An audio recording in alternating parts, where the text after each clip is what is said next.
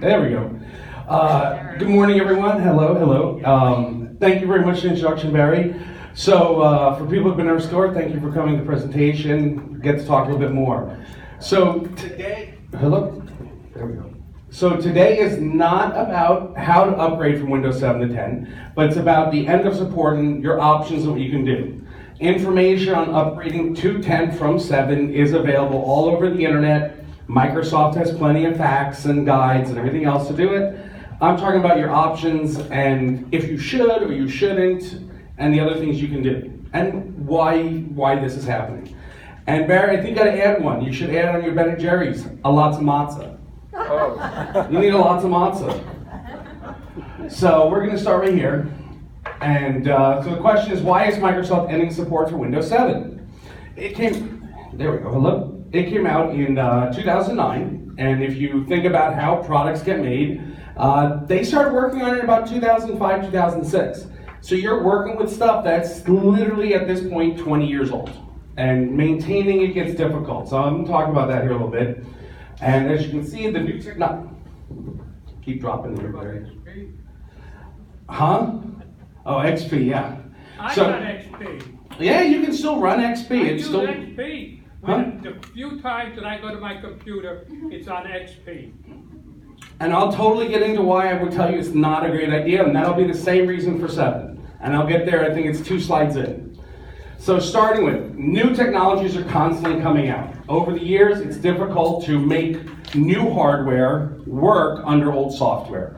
Microsoft added support over the years from AMD, new chips, to every generation of the Core i, the Core 2 Duo. Whenever those new products come out, Microsoft has to make a patch to support the new chips. So over the years, they supported everything up to, as I said here, they did not plan on supporting 6th gen processors under Windows 7. Hey Barry, it keeps dropping out here. Here, Lou, there we go. Let's try one more time. But due to demand from manufacturers, they supported it only on 16 different big companies, everything from Dell and HP, and only select models. After that, you were forced to go to Windows 8. And I don't take any bad words, Windows 8 was pretty bad. You guys, some people here probably ran it, and it was pretty miserable. Windows 7 is written, as I said, well over 10 years ago. It supports millions of configurations, and it gets really difficult to maintain old source code or code bases, and while supporting the ways new computing stuff works. When you get new computer chips and new processors, even like in your iPads and everything else, Apple has to write new code to take use of the new features they add. And doing that over and over and trying to support 15 years back and go 15 years forward, it gets really hard. Another big issue Windows 7 has, if anyone here has gotten any high quality monitors, is Windows 7 looks pretty bad when you get a very high quality monitor. If you get something that's 4K or what they call Quad HD, which is above 1080, you might notice that sometimes the boxes are big, the text is too small, or it goes outside the boxes. And that's something that Windows 10 really took care of in the way they handle making the picture bigger and smaller and scaling it to fit your screen. So there's alternatives to upgrading to 10. And one thing is you can definitely stay on Windows 7. Just like this gentleman said here, he still has XP, you can stay on 7. It's your choice. Something you have to understand though is that antiviruses cannot fix or prevent vulnerabilities in software. A vulnerability, very easily said, is a flaw that someone wrote and missed when they programmed that part of Windows, whether it's in the parts that make the internet work, whether it's the parts that make USB keys work properly. There's a lot of flaws, and over the years, you've heard of them, they're called security patches. And you get them every Tuesday, the first Tuesday of the month, and you hope your computer's okay after. And for some people, upgrading to 7 is not the best solution for their computer. Some computers will not meet the specification. They're going to be too slow. They're going to be at the age where it's going to run just way too slow to make it usable. Sure, you can load it. It doesn't mean it's enjoyable or productive or anything else like that. At our shop, we always offer free evaluation. If you want to ever bring a computer by and say, hey, is it worth it? Not even for me to do it, for you to do it, we're more than happy to say yes or no with our own professional opinion. There is another alternative upgrade to Windows 10, and that's Linux. I don't know if any of you guys have heard of or used Linux before. If you do more than just even minimal tasks, but if you're just a creature of habit that goes to websites and does some Yahoo Sports, football, fantasy football, you surf the web, you stream Netflix, you play Flash games or similar things like that, it'll work. Google Chrome works, Firefox works, Thunderbird email works, LibreOffice, and there's other ways to get other products working perfectly fine. There's no licensing cost for Linux. It's more time of learning it than it is a cost associated with purchasing it, because it is free software. So there is no actual cost to upgrade to Windows 10 if you currently are running Windows 7. Microsoft will still honor that free upgrade they released in 2015. All you have to do is go to their website, you download their installer, and it will let you go to Windows 10. It will take your current Windows 7 license or Windows 8 if you have Windows 8, and will convert it to a 10 license. So you can still do that before January. It's free, it's totally doable, and they have directions to walk you right through on their website. It doesn't always go smooth. There are a few different steps that we do when we do the upgrades for people, and there's definitely things you can do as well. And they include simple things like removing old programs you don't use, running check disk before you attempt the upgrade, and removing old drivers. You don't need that printer that you installed in 2010 to go to Windows 10 if you don't have it anymore. And it'll make it much simpler. It'll make it much simpler getting rid of those possible bottlenecks. You do want to make sure that of course you make a backup of your computer. Windows 7 has a built-in backup utility called Windows 7 Backup, and directions to do this we can supply to you, or you can find on many online resources. Microsoft has a whole fact set of how to use the Windows 7 Backup. After you upgrade to Windows 10, there are many things that they assume that you're going to do as well. Unfortunately, it's not as simple as always run it and it's done. Some of the things that you have to do include updating what they call the BIOS, which is when you turn on the computer, you see the logo on the screen, it says HP, it says Dell. If you have a custom computer, it might say Gigabyte. And this is the software that runs the motherboard. And they call that firmware because it's software that runs hardware. So they give it a little in-between name. You also have to upgrade to make sure your antivirus and other drivers, your video driver, sound driver, Windows usually gets it, but not always. Sometimes there is some things you have to do. In the end, Microsoft covers their software. You're responsible for your software or your drivers and updates. Yeah.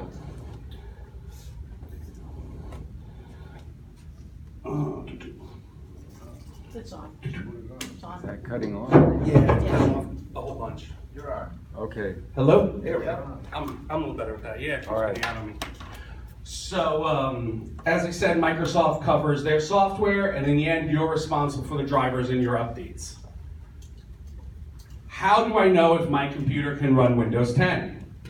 Couple easy things that you can do to see if it's going to be worthwhile to run Windows 10 on your computer.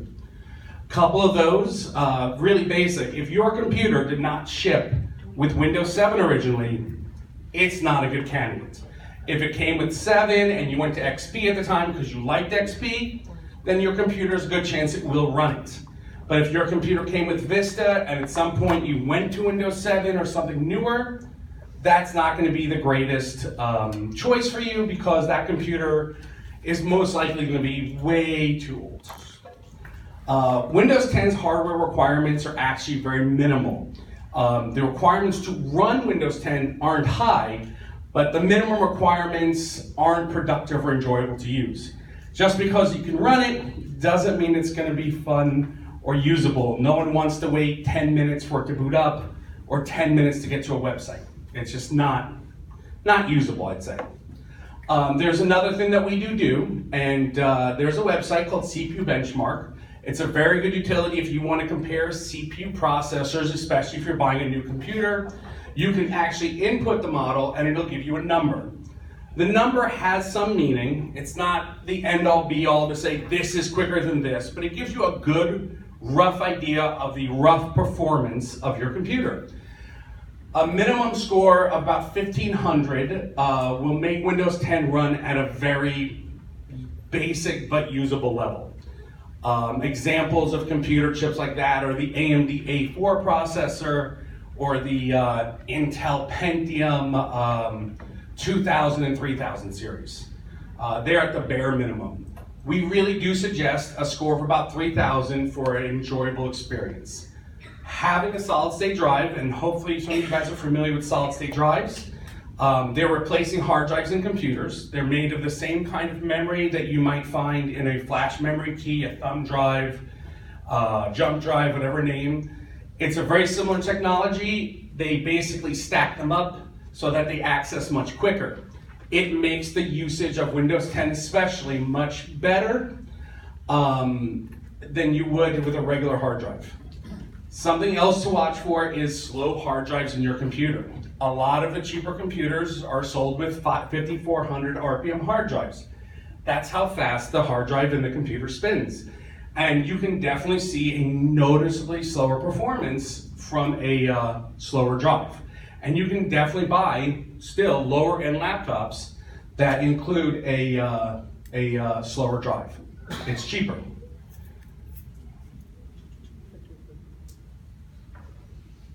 Okay, so what could go wrong? Computers, biggest thing that we see when we did upgrades or we have customers come in with failed upgrades. Your computer, if it's infected with a virus, a Trojan, or you have an excessive amount of malicious advertising software, we commonly call malware these days, most likely you will not have a smooth upgrade experience with Windows 10. Your computer should be clean. You should run a reliable antivirus with good anti-adware and anti-malware capabilities, and make sure your computer's clean before the upgrade. You wouldn't want to put your car away dirty or anything else like that, and when you upgrade this, you want to make sure it's clean. You want to make sure you're starting on a good, solid footing. When the initial upgrades from Windows 7 to Windows 10 happened, we had a lot of upset customers, and they blamed Windows 10 because that was their experience. Unfortunately, computer hardware fails, and a lot of times people don't realize that the hard drive in their computer is going bad. And we had, I would say, 25-30% of our customers coming in with failed updates had bad hard drives. So they were essentially downloading this large new piece of software, and they did nothing besides just surf the web, go to Google Chrome,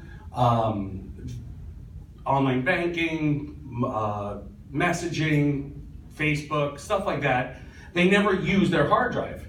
And when you download a giant 5 gig download and you install it and it takes up 20 more gigabytes where you might have only been using 40 of your drive ever, or 50, it was very noticeable. And people would hit bad areas on their drive and blame the Windows 10 upgrade. Sometimes it just doesn't work. Sometimes there's cruft or leftovers or some unusual configuration of your hardware that Windows 10 just doesn't like. There's not always getting around that, and sometimes it is just better to do a fresh installation. Upgrading doesn't always work, and there's not always ways to get around that.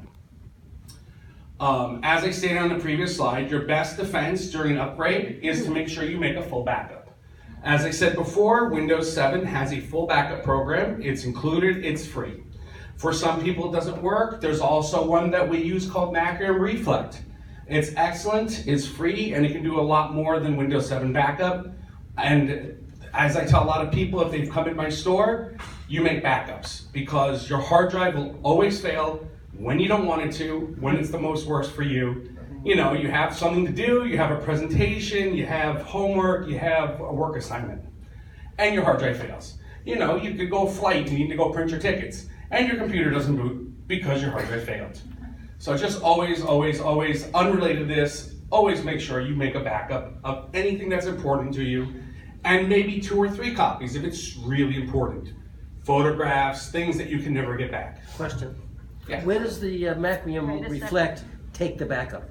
So Macrium Reflect will back up to wherever you wish. It can do CDs, hard drives, network shares, NASs.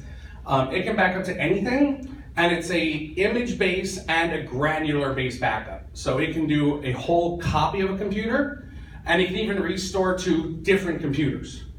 It's a very versatile backup software, and we actually use their commercial products for all of our server installations with all of our customers. Is that free or paid, Eddie? Both. There is a free and a paid version. The free version does, I'd say, about 90% of the paid. The downside is there is no, they call incremental backups. They'll do differential, which is just differences from the first backup, but they won't do incremental for free. And it will not email you that it worked. The paid version gives you those two features. Does it work on Apple products? Apple, I would just suggest to use Time Machine. Time Machine is a very good working backup and migration. The nice thing on Apple's is that if you're backing up with, like, say, Time Machine, not only can you restore your computer or go backwards, it also can migrate you to a new Mac. So even if your Mac fails, it can migrate all your data, your programs, and everything. It's hard to find something better than Time Machine. Now, there is things for Mac that let you copy hard drives, and that's another whole thing on a whole nother presentation. Let's see. Windows 7, it's different. The biggest thing that we hear is that it's different. And yeah, it is different. But it's no different than the days when we went from DOS to Windows 1, and then from Windows 1, we'll forget about Windows 1, we'll forget about Windows 2, it never really took off. And then if you guys, a lot of people started, was Windows 3.1. And I'm sure a majority of people here at one time or another used Windows 3.1. And then Windows 95 came out. And the new thing, the start button. And we got rid of the program manager, and we got rid of the tiles and everything else. And Windows 95 became it. And every Windows since then has kept a very similar look to Windows 95. It has a start button in the bottom left corner, it has a time clock in the bottom right corner, a bar across the bottom, and icons on the desktop.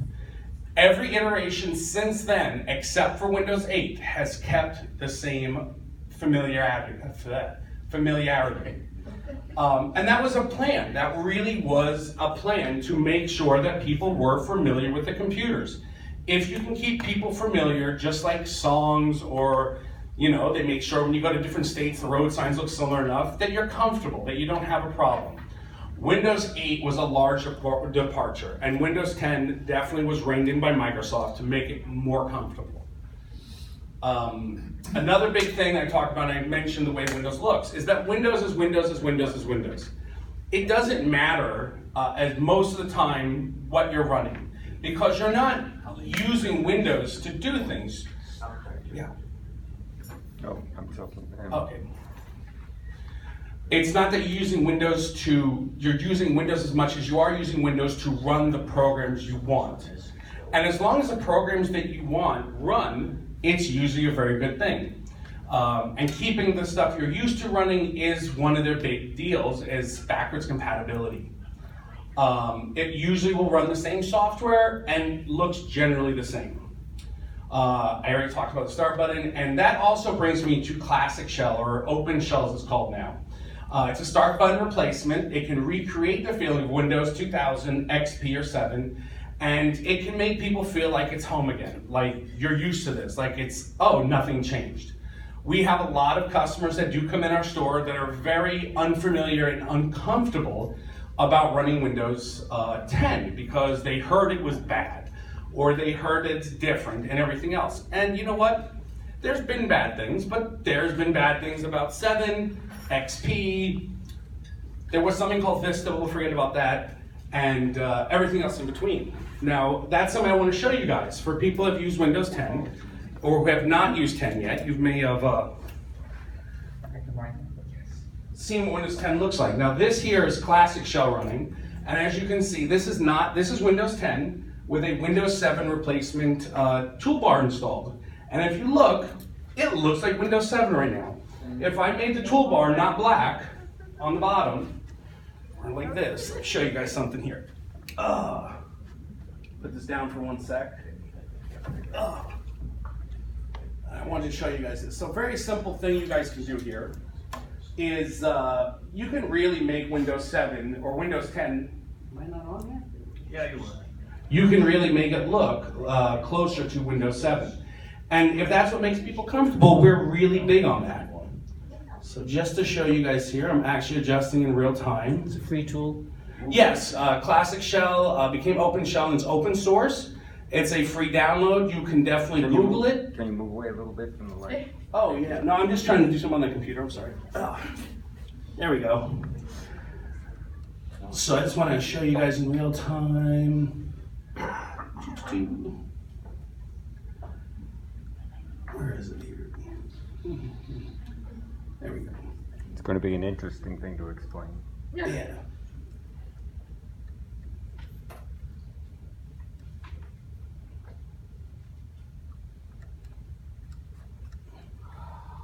There we go.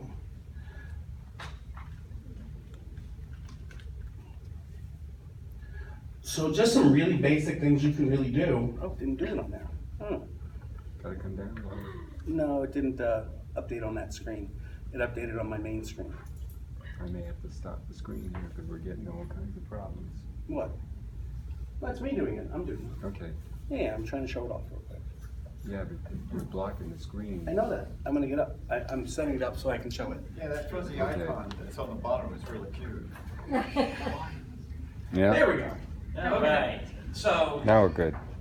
I just wanted to show you guys some of the little differences you can do to make it a little more familiar. It just took a second. I wanted to show you on a real Windows 10 machine that you can make some changes to definitely give you the feel of Windows 10. You can get rid of the Cortana search bar. You can put the icons back to having the tile mode. You give the Windows 7 start button. I made it bigger. Oh, I'm trying to show the bottom. There we go. So you can make some definite changes here, like the bars. Instead of having the squares, you can make it look more like the old Windows 7 full-size icons on the bottom. You can change it so it's smaller. We can get rid of the Cortana, and it gives it more of a Windows 7 feel and look, and can definitely make you more comfortable about using it. It's less of a departure. Okay, that was it. That makes sense. I like that. Sir, Yes. just a comment. Wait.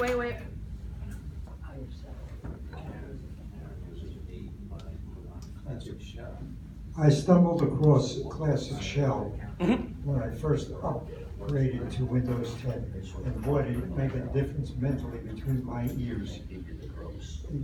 I've used it ever since, even on my new laptop.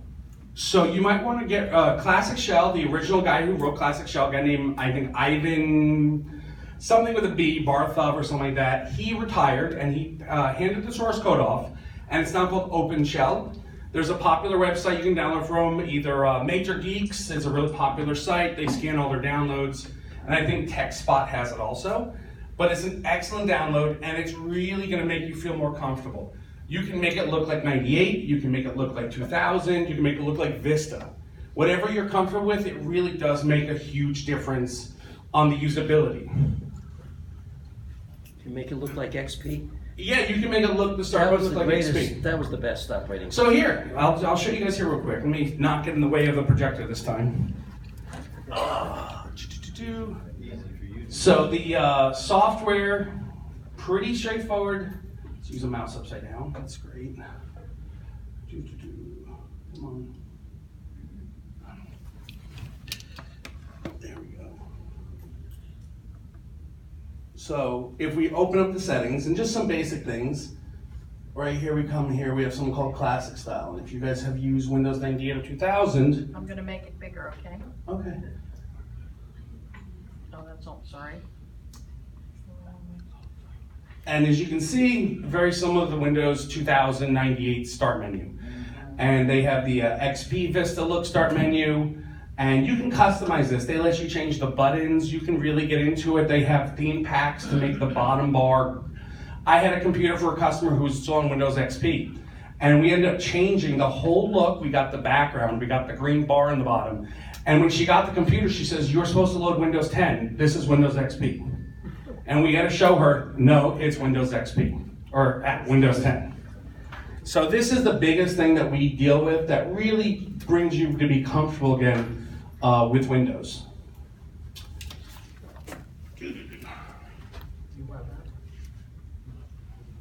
So that was what I had to go over on that. I'm actually hoping you guys have some questions for me. A little about our company and some of the stuff we offer. I got one slide on it, I promise you, that's all I'm gonna sell you on. Just some of the things that we offer for people. We do Windows 10 upgrade. As I told you, there's no cost to the software. We basically do is concierge work. We go through, we remove all your old drivers, update the BIOS, dust the computer, remove incompatible applications, and we are offering a discount off our normal rates. You can see we have $79, we normally charge $99. We also have a special where we upgrade your machine, that we upgrade your machine and also put in a solid state drive, which if you have an old drive and if it's 5 years old, it might be time for a new drive, but it can definitely breathe new life into your computer. And we're offering you guys a discount on that. And we also are offering a package with malware cleaning, which will, we get a lot of computers coming infected. They have to be cleaned before they can go to Windows 10. And all our computers that come in, we physically go through, we dust them, we clean them. We want to make sure when we return something to you, that's in better condition than when it came in. What's the turnaround time? Our turnaround time depends on our how many customers we have in. We do have a lot of customers, a lot of the computer stores in the area have closed down. And, depending on our queue, usually it's 1 to 2 business days. Okay, Eddie, thank you very much. Yeah, so that's that. Now, does anyone have any questions or anything?